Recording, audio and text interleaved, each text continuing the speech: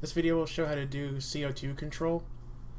The first thing you want to do is go to location, and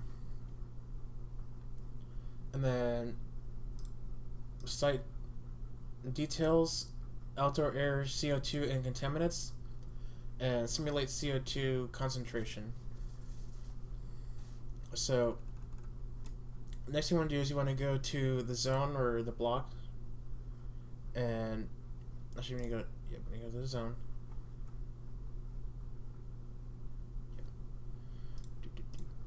this way. Yes, we need to edit the HVAC zone, and then CO2 and contaminant control. You need to make sure this one is clicked. So yeah, make sure that one's clicked. You need to go to the HVAC system, make sure we have an extract fan.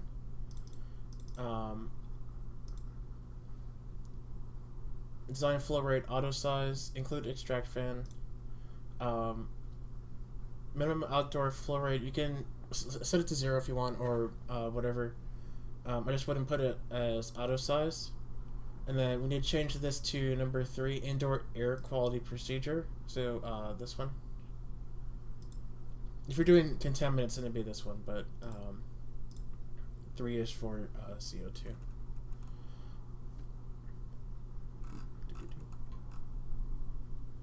Okay, so the kind of tricky one is if you go to air loop, you can edit the air loop data, and we're going to do the same thing. System outdoor air method, ventilation airway procedure, so number 2. And if you don't do any one of these and you try and run it, you'll get an error that says like, oh, something isn't set up right in either the zone, like the zone control logic isn't working, or the air loop control logic isn't working.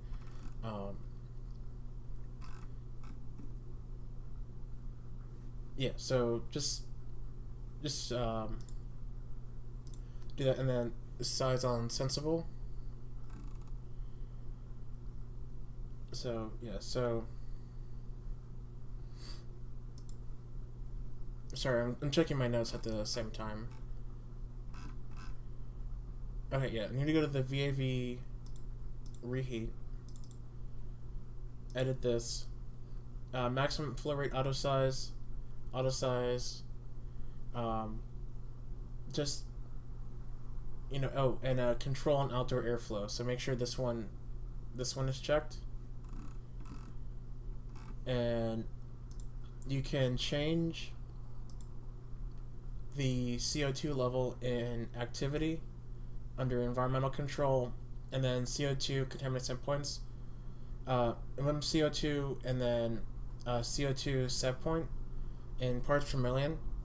I would recommend running it and then changing this value to see if you get something different, because sometimes if you set it high enough, like let's say like 1500 or 2000 ppm, it might appear that you have CO2 control, but if you change this value, the HVAC system won't adjust. So it's good to simulate this. I'm just gonna simulate so you can see it. I'm just gonna do a whole year because it's just one zone, so it's gonna be pretty fast.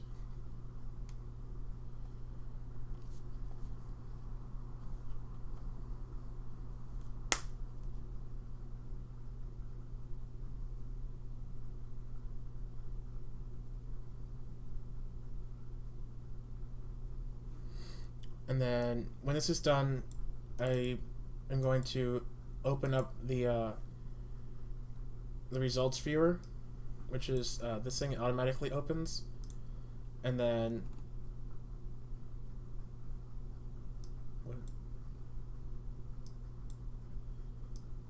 that was weird.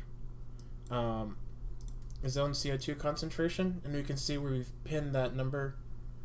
And then it's also a good idea to also check the zone mean air temperature to make sure that you're satisfying both CO2 concentration and zone temperature.